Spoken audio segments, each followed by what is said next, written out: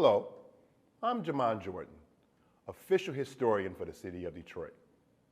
And this is Black History Month.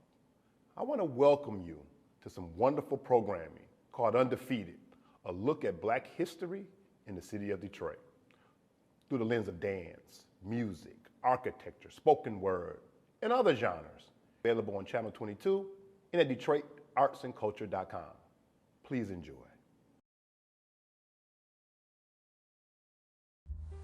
So we're standing here at Alfonso Wells Memorial Park, and behind me is the Burwood Wall. This wall was built in 1940 to separate two neighborhoods, a predominantly African-American neighborhood on the Burwood side, which is where I'm standing, and on the other side, on the Mendota side, was a white development. So what's happened is in 1934, the federal government passes the first federal housing bill, the first National Housing Act, the National Housing Act of 1934. It is part of the New Deal.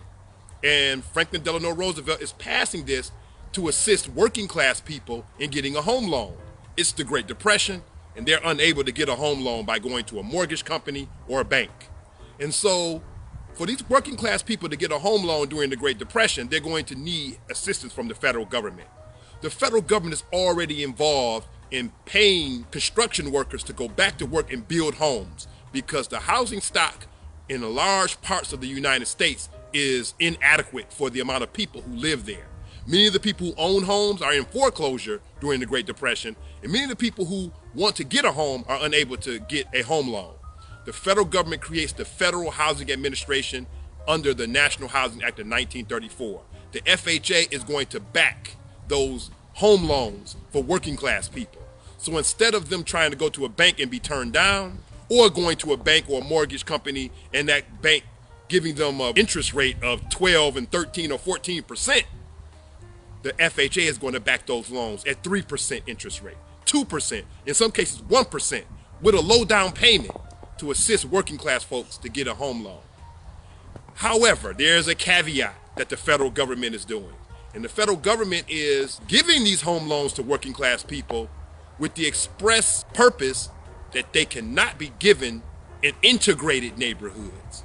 So that means if there's African Americans and whites living around each other in the same neighborhood, then the FHA won't back those loans. The neighborhoods have to be racially homogeneous, meaning one race. And what the federal government really means is all white. And so when African Americans attempt to get these loans in places like Detroit and Chicago, but we're talking about Detroit, many of them are working class African Americans. They're working at Ford, they're working at Dodge, they're working at Packard, they're working at these plants, and they're working class people making a pretty good wage. But the federal government is saying, if you want this loan, we can't give it to you because you're going to move into an area where white people live. And we do not give loans in integrated neighborhoods. By the same token, if whites want this loan, they have to move away from where black people live. So to get the loan, they have to go to areas that are all white. This area has a number of black people who've been living here since the 1920s when they came from down south during the Great Migration to the city of Detroit. The center area for black people's residence is Black Bottom in the lower east side of the city of Detroit. But it's become overcrowded. An area that is able to sustain 30,000 people has 140,000 people living in it. So African Americans secretly build their own homes in this area.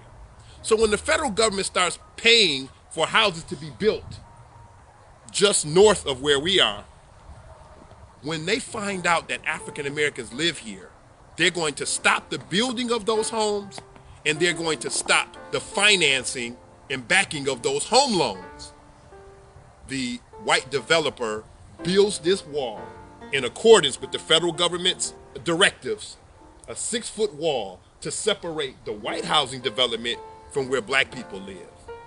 And so that 6-foot wall was a segregation wall.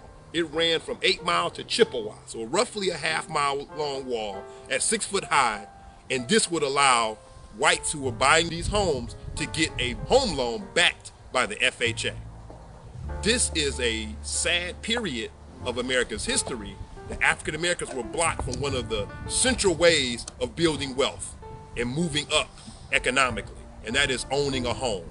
The federal government was giving home loans to working class people, and African Americans were blocked from being a part of one of the largest building of wealth in America's history. and that is getting a low interest rate home loan backed by the FHA.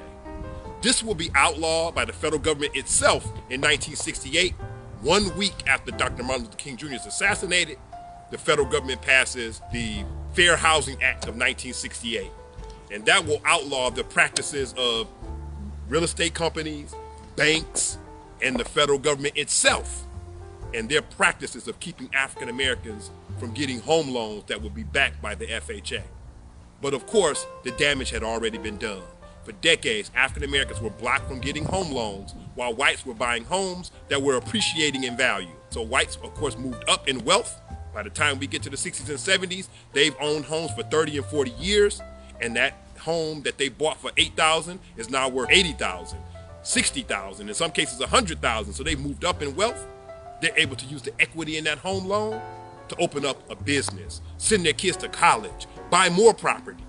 African Americans have been stuck in paying rent if they were working class people because they could not get those home loans.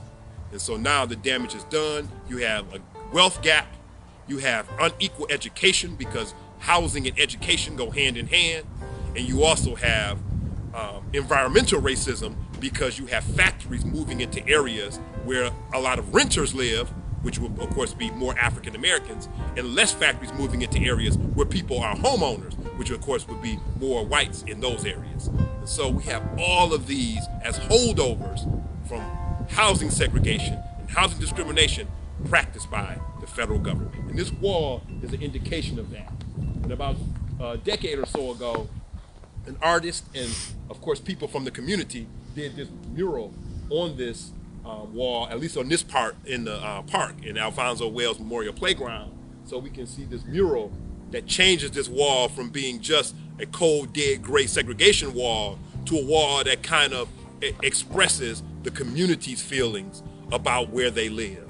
And so even though it's still a historical site that tells us that segregation demanded that there be a wall built in the city of Detroit, it also has the aspirations of the community drawn and painted on the wall.